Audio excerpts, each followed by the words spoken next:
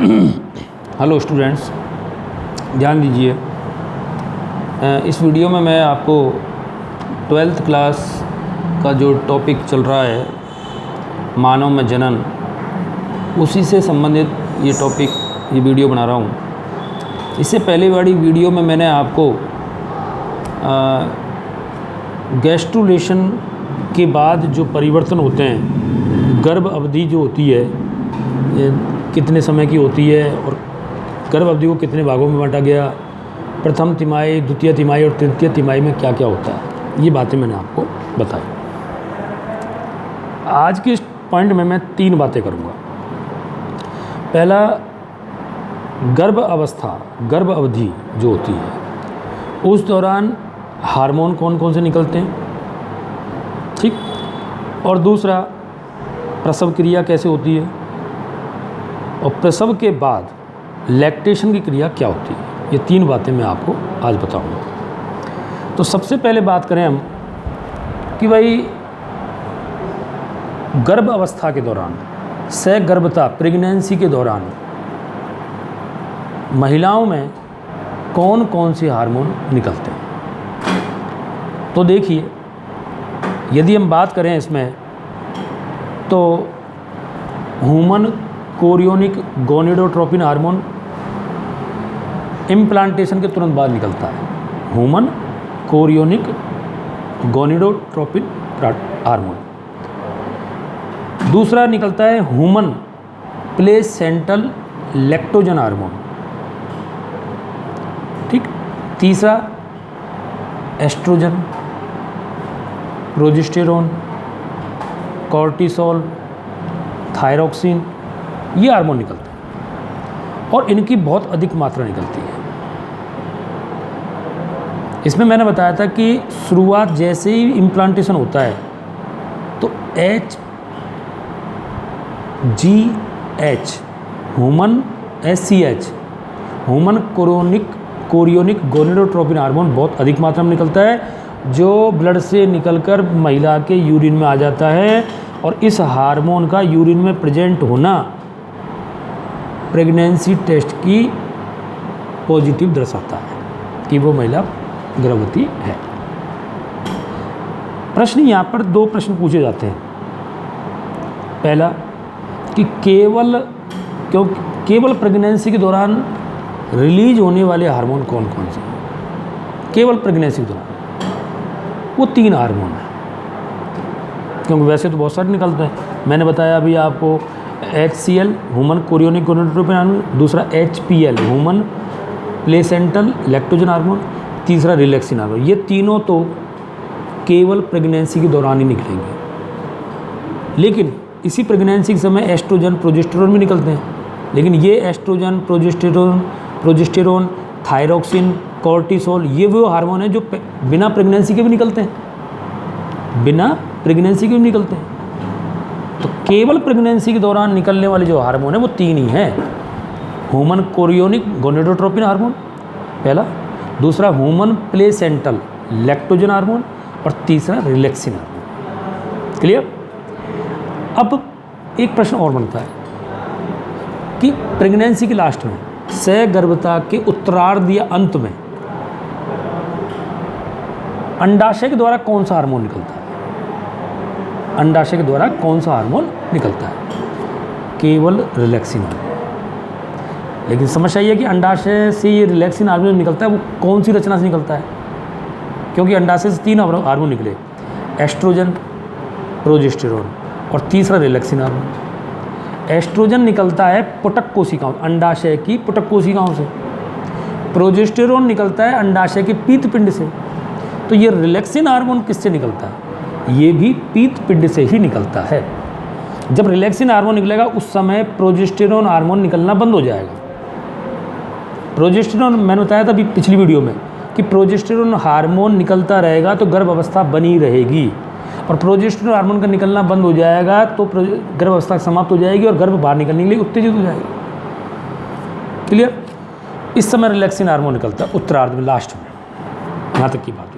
दूसरा पॉइंट आता है प्रसव क्रिया क्या होती है और ये कैसे संपन्न होती है। तो देखिए, गर्भ अवधि पूर्ण हो जाने के बाद गर्भ का, शिशु का माता के गर्भाशय से बाहर निकलना, मतलब जन्म लेने की प्रक्रिया को हम प्रसव क्रिया कहते हैं। ये प्रसव क्रिया एक प्रतिवर्त क्रिया है जिसमें दो हार्मोन महत्वपूर्ण भूमिका निभाते हैं।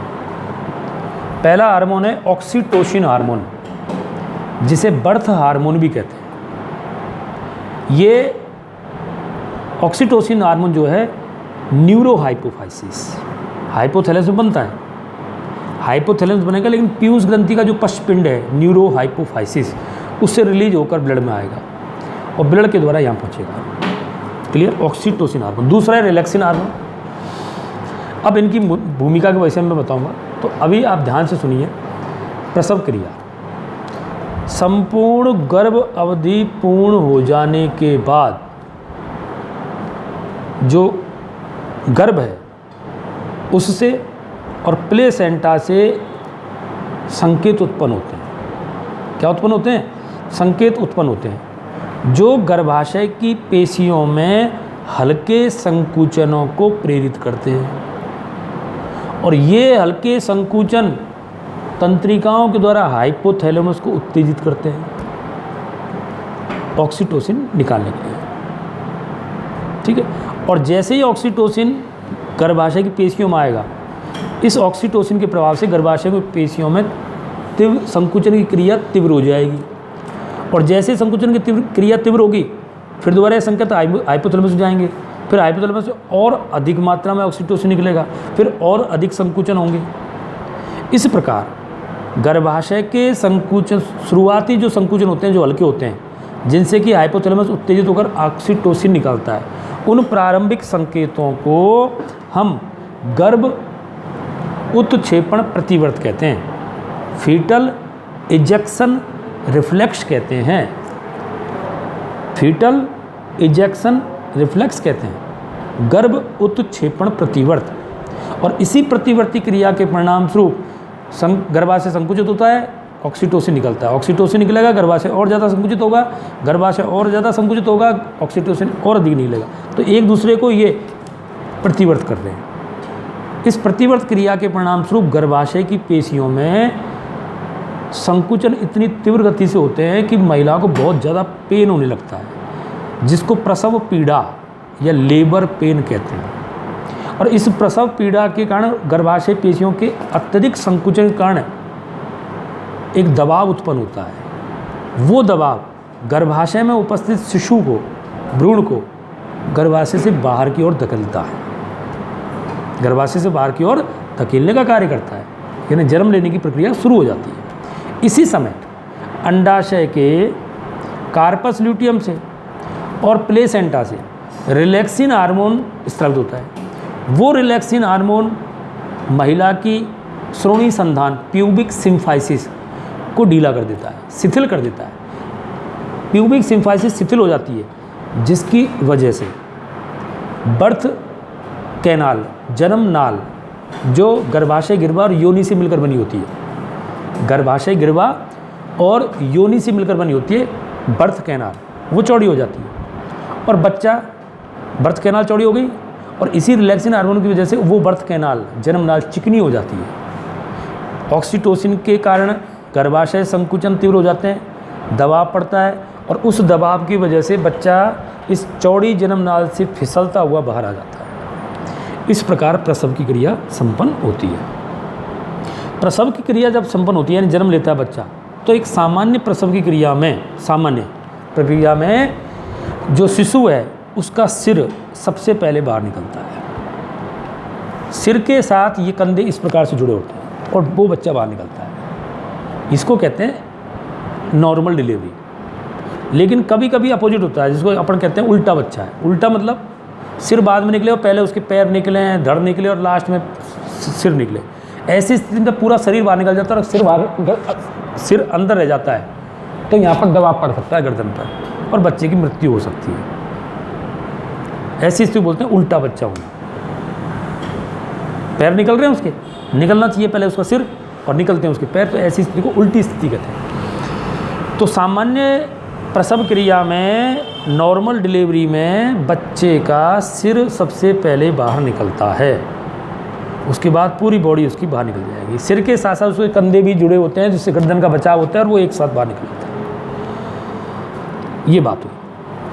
प्रसव क्रिया हो जाती है और प्रसव के बाद बच्चे का जन्म हो जाता है।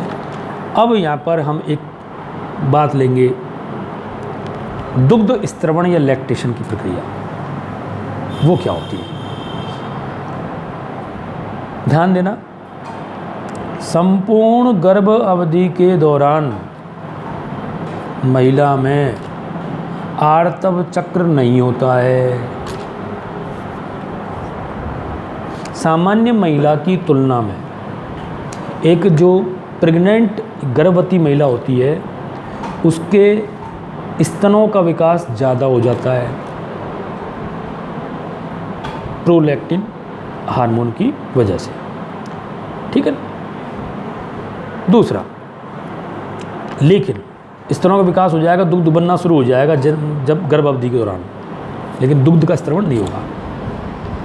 प्रसव क्रिया के बाद, बच्चे के जन्म लेने के बाद लगभग 24 घंटे के दौरान, ठीक है, महिला के स्तनों से दूध निकलने की प्रक्रिया शुरू होती है जिसको कहते हैं दुग्ध स्त्रवण या लैक्टेशन। प्रसव क्रिया के बाद लगभग 24 घंटे के दौरान महिला के स्तनों से, मैमेलरी ग्लैंड से दूध स्त्रावित होने की प्रक्रिया को, दूध निकलने की प्रक्रिया को हम दुग्ध स्त्रवण या लैक्टेशन कहते हैं।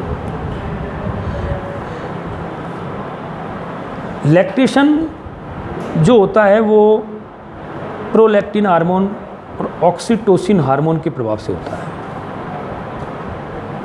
प्रोलैक्टिन हार्मोन, एस्ट्रोजन हार्मोन के प्रभाव से तो गर्भावस्था के दौरान महिला के स्तनों का विकास हो जाता है, दुग्ध निकलता है, लेकिन ऑक्सीटोसिन के प्रभाव से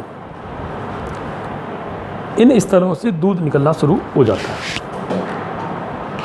ऑक्सीटोसिन के प्रभाव से निकलता है, स्तनों का विकास होता है, प्रोलैक्टिन और एस्ट्रोजन हार्मोन की वजह से दूध निकलने की क्रिया प्रभावित होती है ऑक्सीटोसिन हार्मोन। तो ऑक्सीटोसिन हार्मोन दो काम कर रहा है, एक तो बच्चे के जन्म में महत्वपूर्ण भूमिका निभा रहा है, इसलिए उसको बर्थ हार्मोन कहते हैं। दूसरा, दूध निकलने की क्रिया में महत्वपूर्ण भूमिका निभाता है, इसलिए इसको लैक्टेशन हार्मोन भी, लैक्टेशन के लिए प्रेरित करने वाला हार्मोन भी कहा जाता है। महिला के शरीर से जो पहली बार जो दूध निकलता है उसको कोलोस्ट्रम प्रथम स्तन्य या खीस कहते हैं। ये हल्के पीले रंग का दूध होता है। इसमें एंटीबॉडीज होती हैं माता के प्लेसेंटा से, माता के रक्त से प्लेसेंटा के थ्रू बच्चे में आ जाती हैं। एंटीबॉडीज IgA प्रकार की एंटीबॉडीज होती हैं और दूध के अंदर वो सारे पोषक पदार्थ होते हैं जो बच्चे के विकास के लिए जरूर होते हैं। स्तनधारियों के शिशु प्रारंभ में पूरी तरह माता के दूध पर निर्भर रहते हैं। वो माँ का दूध पिएंगे, वो माँ का दूध बच्चे का पोषण करने के साथ साथ उसके शरीर की रोगों से सुरक्षा भी करता है, क्योंकि उस दूध में एंटीबॉडीज प्रतिरक्षी उपस्थित होती हैं। इसलिए एक माँ को अपने शिशु को स्तनपान कराना चाहिए, दूध पिलाना अनिवार्य होता है। ये दूध पीने वाले बच्चा जीवन भर स्वस्थ बना रहता है। अन्य ऐसे बच्चे जो दूध नहीं पीते हम अपनी माँ का, उनकी तुलना में बीमारी कम होती है। दूध में उपस्थित एंटीबॉडीज उसकी सुरक्षा करती है। दूध में पोषक पदार्थ होते हैं, कार्बोहाइड्रेट होते हैं, विटामिन्स होते हैं, प्रोटीन्स होते हैं, मिनरल्स होते हैं, सब चीज़ होती है। केवल विटामिन सी नहीं होती है, विटामिन सी नहीं होता है दूध के अंदर। इस प्रकार प्रत्येक बच्चे को दूध पिलाना चाहिए उसकी माँ के द्वारा। प्रथम स्तन्य खीस कोलोस्ट्रम हल्के पीले रंग का होता है। ये प्रश्न पूछा था, कोलोस्ट्रम या खीस, ये प्रथम स्तन्य किसे कहते हैं? और माँ के दूध में कौन सी एंटीबॉडीज होती है? IgA प्रकार की एंटीबॉडी होती है, प्रतिरक्षी होती है। तो माँ का दूध शिशु को पोषण के साथ साथ उसे रोगों से भी बचाने का कार्य करता है, इसलिए एक माँ को अपने बच्चे को दूध पिलाना चाहिए। तो ये कुछ बातें मैंने आपको बताई। ठीक, देखिए वैसे ये पार्ट कंप्लीट हो चुका है, मानव का जन्म। NCERT में ये तीसरा पार्ट था और राजस्थान बोर्ड में लगभग ये 7-8 पार्ट हो गए। अब इसी से जनन से संबंधित कुछ एक नया पार्ट और दिया हुआ है आपके NCERT में। चौथा पार्ट है जनन स्वास्थ्य, रिप्रोडक्टिव हेल्थ, और RBSE में भी ये दिया गया है, लेकिन रिप्रोडक्टिव हेल्थ के साथ साथ वहाँ पर कुछ बातें दी है जन्म नियंत्रण की विधियाँ RBSE के अंदर। लेकिन मैं आपको पूरा रिप्रोडक्टिव हेल्थ पढ़ाऊँगा, उसके अंदर NCERT तो आएगी, और RBSE का जो टॉपिक है जन्म नियंत्रण की विधियाँ, बर्थ कंट्रोल मेथड्स जो हैं वो अगली वीडियो में आपको समझाऊंगा। मैंने आपको 3 पार्ट NCERT के कंप्लीट करा दिए हैं और RBSE के 8 पार्ट हो चुके हैं। आपको पूरी वीडियो बना के दे दी, आपको इनसे संबंधित PDF मैंने बनाकर दे दिया। अब आपकी जिम्मेदारी है कि आप इनसे संबंधित छोटे छोटे प्रश्नों को आप करें। अगली वीडियो में इन मानव ह्यूमन रिप्रोडक्शन से रिलेटेड छोटे छोटे प्रश्नों की डालूंगा जो कंपटीशन में इम्पोर्टेंस रखते हैं, जिसे हम कहते हैं कि भाई